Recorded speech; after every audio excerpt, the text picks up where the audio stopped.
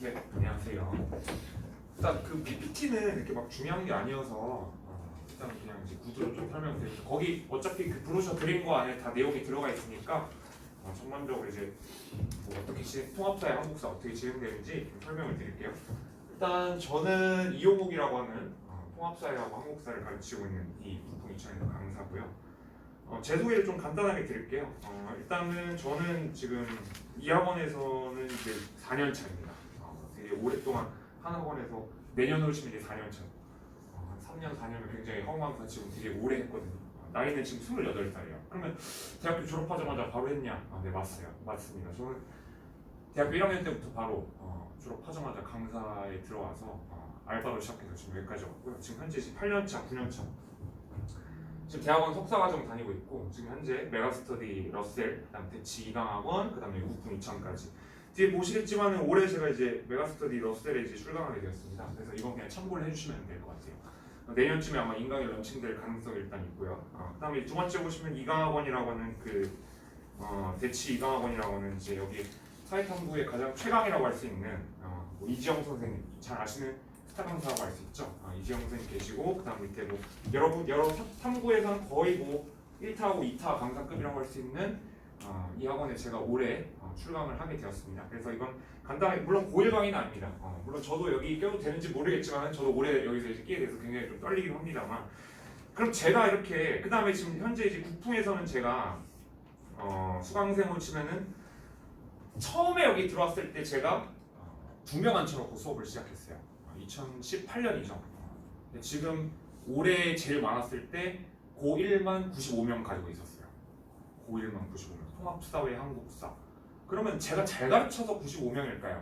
물론 뭐 그런 것도 있겠지만은 이 구조를 좀 보셔야 될 것 같아요. 자, 뒤에 보시면은 통합사회하고 한국사가 대체 어떤 과목인가 이거를 좀 간단하게 좀 설명을 드릴게요.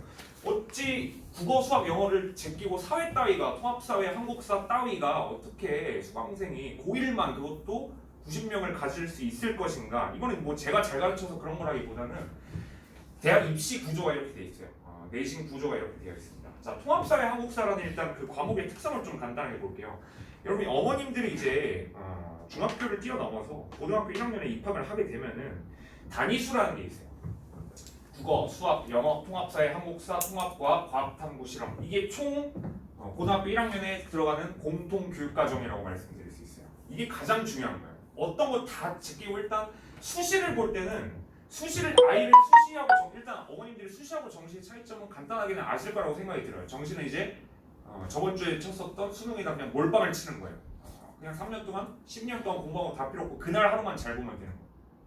그렇게 하면 이제 대학 가는 거죠. 근데 이제 그거는 지금부터 난 정시만 파고 준비할 그 위험 변수가 너무 크죠.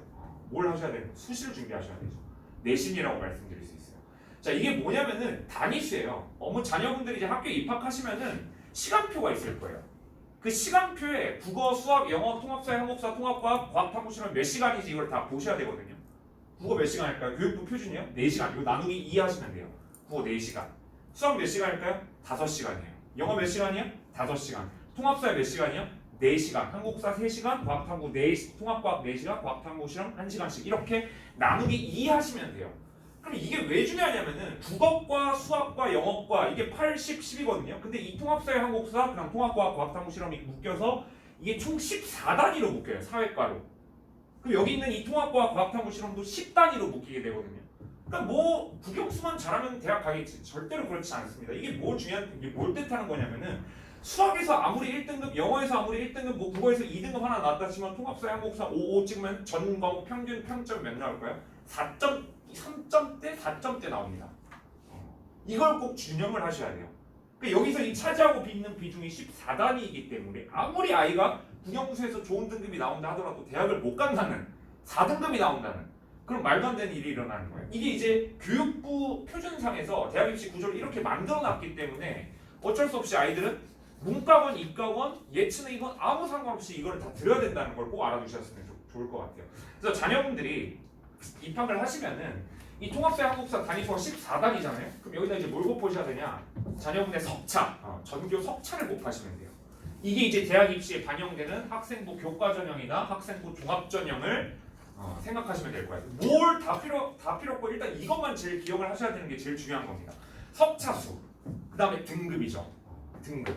1등급부터 중학교 때하고 달리 90점 이상 다 A등급 처리가 나왔겠지만 고등학교 때는 그게 다른 게 아니라 1등급은 0%에서 4%, 그 다음에 2등급은 4% 한 11%. 그러니까 자녀가 100명 안에서 10명 안에는 10등 안에 들어야 된다는 거야. 그러니까 일반적으로 얘기할 때는 300명을 전교 한 학교에 한 학년에 학생 수가 300명이라 치면은 적어도 그래도 10% 1등급 내지 2등급 안에 들면 30등 안에 들어야지 1, 2등급이 나온다는 거 꼭 알아두셨으면 좋을 것 같아요. 그래서 이걸 꼭 기억을 해주셨으면 좋을 것 같고요. 그러면은 통합사회와 한국사는 대체 어떤 구조가 되어 있느냐? 나중에 이제 자녀분들이 이거는 중학교 때 배웠던 사회하고 역사가 그대로 올라오는 것이냐? 그게 아니에요. 이건 통합사회라고 하는 과목 자체는 어디서 갖고 온 거냐면은 고등학교 2학년 때, 3학년 때면 수능 치는 과목이거든요. 이게 사회과 과목이에요. 물론 이제 이과는 물리, 화학, 생물, 지구화학이라고 있죠. 물리 1, 물리 2, 화학 1, 화학 2, 생물, 생물 2, 지구학, 지구학 2. 문과에서는 이 9개 과목이 표준 과목이라고 생각하시면 될 것 같아요. 나중에 자녀분들이 문과를 선택하셨다. 그러면 이 2개, 여기 9개 중에서 2개를 선택을 하셔서 수능을 치르게 된다라고 생각하시면 될 것 같아요. 그러면은 윤리와 사상, 생활과 윤리, 한국지리, 세계지리, 세계사, 동아시아사, 사회문화, 경제, 정치학업 이 9개 과목 중에서 2개를 뽑아서 수능을 치고 그러면은 이 9개 과목을 여기서 예를 들면은 교육부에서 제시를 하고 있는 게 그럼 여기서 2개를 선택한다 치면은 경제는 그러면 이제 공부할 기회가 그러면 고등학교 때는 없는 건가요? 아니죠. 어디에 들어가는 건 바로 이 9개 과목의 핵심 부분만 뽑아가지고 간추린 게 통합사회라는 거예요. 그러니까 중학교 때 배웠던 역사 1, 역사 2, 그 다음에 뭐 사회 1, 사회 2가 그대로 고등학교 때 올라오는 것이 아닌 여기 있는 이 전문화된 과목에서 아래로 내려왔던 게 이 도일 통합사회라는 과목이라는 거 꼭 알아주셨으면 좋을 것 같아요. 이걸 꼭 알아주셔야지 일단 기본적인 구조를 좀 파악을 하실 수 있거든요. 그 다음에 한국사도 마찬가지죠. 이것도 마찬가지고요. 자 그러면은 이 통합사회라는 과목 자체가 어떻게 구성이 되어 있는가 자 간단하게 좀 볼게요. 뒷페이지 보시면 통합사회는 어떤 과목인가 일단 지금 뭐 통합교육과정, 문과, 이과의 경계를 없앤다. 이게 지금 계속 트렌드로 이제 제시가 되고 있는 부분이라고 생각하시면 될 것 같아요. 뭐 통합교육 융합 인재를 위해 양성하기 위해서 국가의 경계, 학문의 경계를 된다. 이게 뭔 말이냐면은 전 세계에서 문과하고 이과를 나누는 국가는 딱 2개밖에 없어요. 한국하고 일본이에요. 한국하고 일본밖에 없어요. 그러니까 융합형 인재를 만들겠다는 거예요. 왜 한국에는 그런 스티브 잡스 같은 그런 아이폰을 만든 애플의 그 천재 같은 사람 이 문과와 이과를 융합형 인재라고 얘기를 하거든요. 근데 왜 이건 안 나오는가 우리나라에서는? 그래서 이 문과 이과의 경계를 없애고자 하기 위해서 만든 게 이 통합이라는 과목을 붙여서 만든 게 이 통합사회라고 생각하시면 될 것 같아요. 그럼 뭘 배우느냐? 밑에 보시면 이제 단원 구조가 되어 있어요. 자 1단원부터 9단원까지 되어 있습니다. 1단원은 간단하게만 좀 말씀드릴게요. 이건 통합 영역이라고 얘기를 하고요. 2단원은 자연환경과 인간, 이거 기후 부분, 한국지리, 그 다음에 일반 사회에서 윤리와 사상, 그 다음에 이런 것들 짬뽕 시켜놓은 게 자연환경과 인간, 생활공간 사회 지리입니다. 제일 중요한 게 이거예요.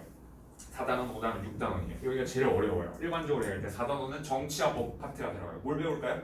헌법재판소가 하는 역할 이런 것들 배우거든요. 헌법재판소가 위헌법률 심판과 위헌법률 심판과 헌법소원 심판의 차이점 이런 거 어디서 나오냐고 고3 정치화법 때 배우는 거예요. 이게 고1 때 그대로 내려오는 거거든요.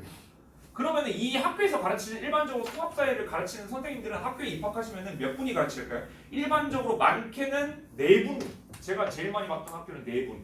제일 적게 봤던 일반적으로 뭐 신생학교라든가 약간 조금 이제 학력이 조금 떨어지는 학교다 그러면 이제 한 분 이렇게 들어오는 경우가 많아요.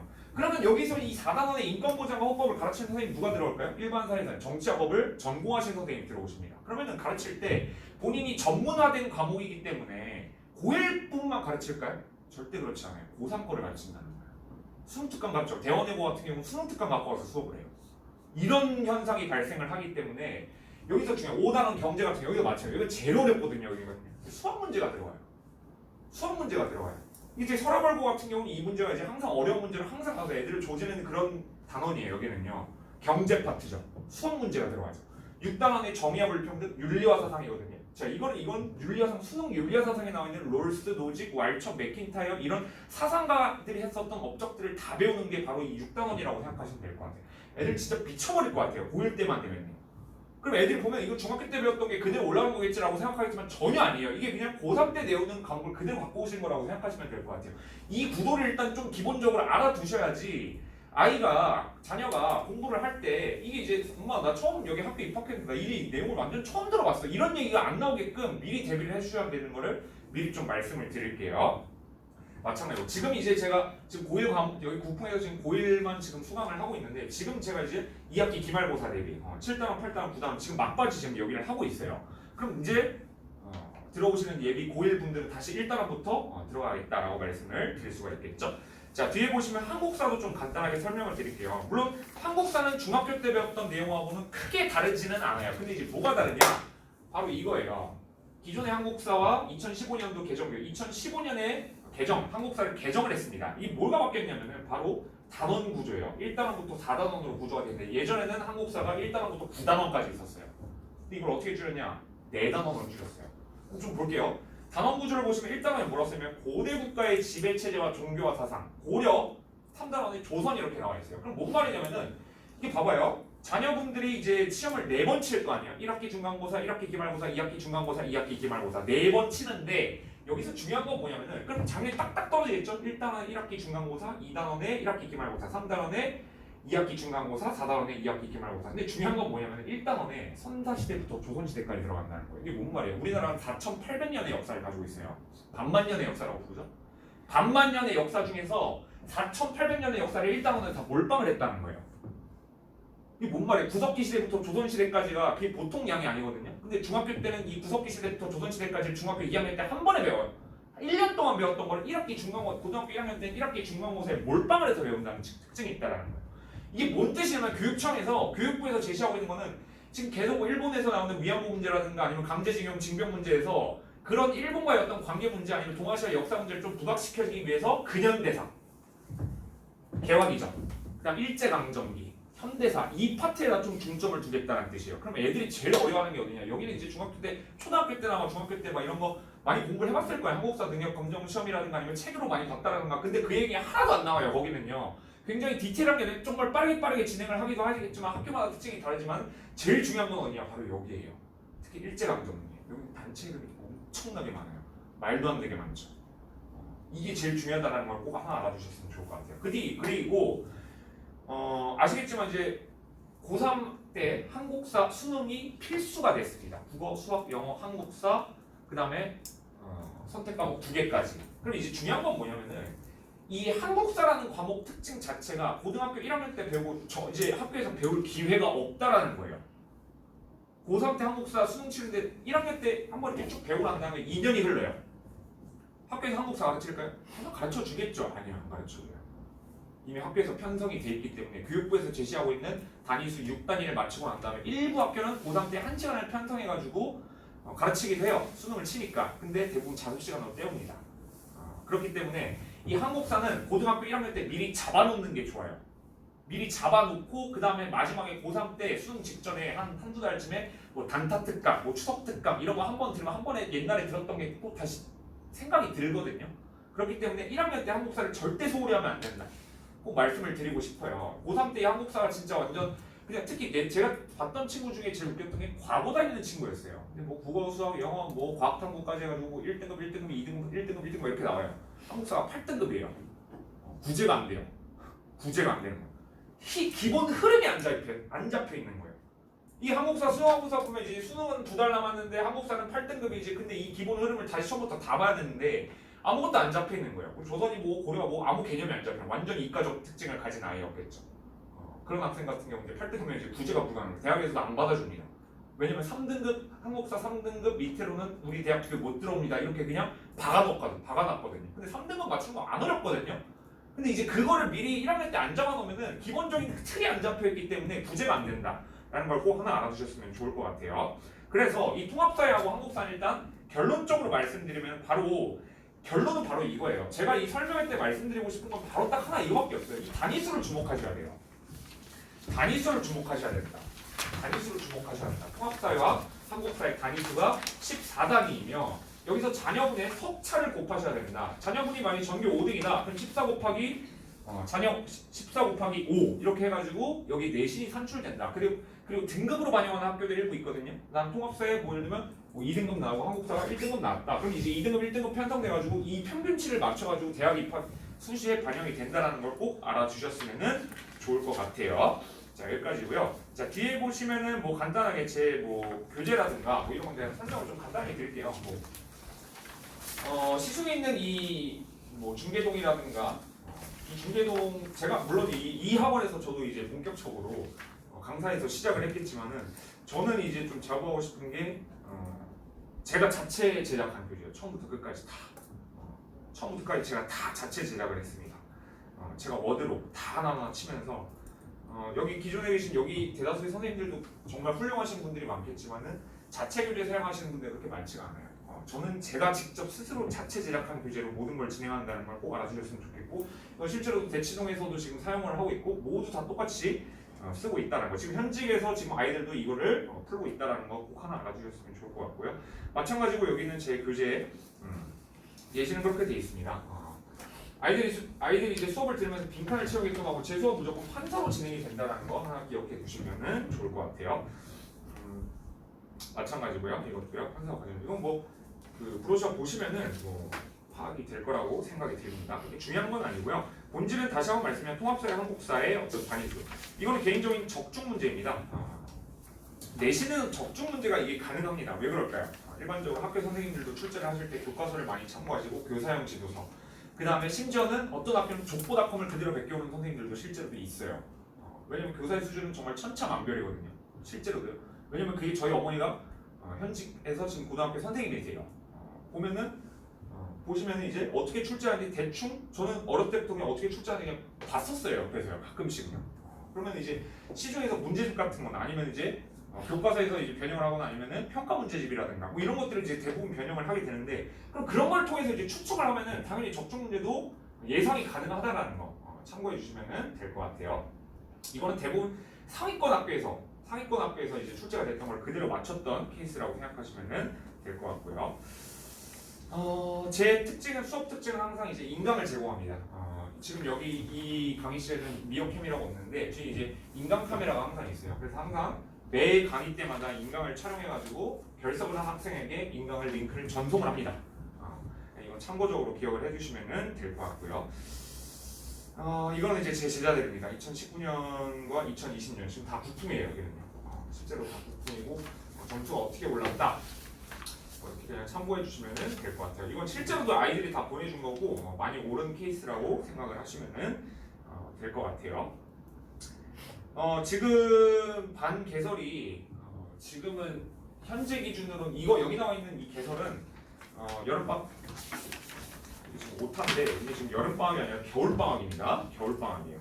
겨울방학 때 한 번에 정리하는 통합사회 한국사 이렇게 보시면 될 것 같고 지금 현재 반이 진행이 되고 있는 거는 지금 토요일날 10시에서 12시에서 2주 전부터 통합사회 지금 미리 보기 5단원하고 4단원 아까 말씀드렸던 5단원 경제 이것만 지금 집중적으로 지금 먼저 하고 아이들이 한 8명 정도 지금 먼저 수강을 하고 있어요. 그럼 왜 시간표를 그때밖에 편성을 하지 않느냐? 제가 지금 고등학교 1학년 애들 자녀분들의 1년 선배 걔네들 일단 2학기 기말고사까지 다 보내야지 제가 시간표가 생겨요. 그래야 되기 때문에 아직은 예비고일 시간표가 하나밖에 없다라는 거. 제가 앞에 저 프리윈터 통합사회라고 아까 그 강의 계획서 하나 더 첨부로 보내주셨을 거예요. 그거 지금 현재 진행하고 있거든요. 네, 근데 이거는 이제 1월 달부터 개강되는 거. 참고해 주시면 될 것 같아요. 오전반하고 오전반이고 여기 한국사 같은 경우 아직 시간표가 확정은 아니지만 10시에서 12시에 통합사회 오전반은 확정입니다. 한국사는 여기에 점심시간을 낄지 안 낄지 지금 아직 좀 협의를 하고 있어요. 아직은요. 그래서 만약에 이게 확정이 되면 어쨌든 붙여서 10시에서 12시에서 아니면 붙여서 하거나 아니면 떨어뜨려서 하거나 그 두 개 중에 하나가 진행이 될 것 같고 저녁반은 6시에서 10시입니다. 통합사회 한국사 2시간씩 진행되고 1학기 전범위가 진행된다는 거 참고적으로 알아두시면 될 것 같고요. 항상 과제물은 항상 매주 진행이 되고요. 저는 이제 어머님들한테 항상 이제 카톡으로 자녀분이 과제에서 혹은 테스트에서 몇 점을 맞았고 내신에서 예상 등급이 몇 점으로 예상됩니다 라고까지 항상 매 수업마다 조교를 써가지고 보냅니다. 보낸다는 거 참고적으로 기억해 두시면 될 것 같아요. 그래서 1월부터 2월까지 진행된다는 거 하나 참고적으로 기억을 해 두시고요. 이건 이제 커리큘럼입니다. 이거 그냥 참고적으로 보시면 될 것 같고요. 이것도 마찬가지고 커리큘럼으로 시각화 커리큘럼이라고 생각하시면 될 것 같아요. 수업도 마찬가지고요. 여기까지 설명했고 혹시 통합사회 한국사 관련해서 혹시 지금 시간이 조금 수업 선생님이 원래 들어오셔야 되는데 조금 이제 시간이 조금 지금 다른 저 옆방에서 지금 설명이 또 시간이 좀 남아 계시는 것 같아가지고 질문사항 같은 거 혹시 있으시면은 질문 좀 해주시면은 간단하게 하고 석 선생님 제가 데려오도록 하겠습니다. 네. 이번 수능에서 네. 사탐 선택을 하잖아요. 네. 그 어땠는지랑 어느 길 선택하는 게 제가 말씀드릴게요. 혹시 여기서 아이들이 지금 제일 많이 선택하는 게 뭐라고 생각하시나요? 윤리. 1위하고 2위가 있습니다. 제일 쉬워 보이는 게 뭐 같아요? 사회문화. 그렇죠. 사회문화. 생활관리. 생활관리가 1위입니다. 1위. 그 다음에 사회문화가 2위입니다. 생활관리, 사회문화 2위. 그 다음에 3위가 한국지리. 4위가 윤리와 사상. 자, 일반적으로 생활관리하고 사회문화 이거 선택하는 팁을 제가 좀 이제 고등학교 1학년 지금 현재 어머니나 학부모님들한테 항상 제가 말씀드리는데 자녀분이 언어를 잘해요. 국어. 생활관리, 사회문화, 윤리와 사상. 이거 생활관리, 윤리와 사상 뭐라고 생각하시면 되냐면은 사상가 가지고 이름 맞추는 윤리겠지만 제일 중요한 건 말장난이에요.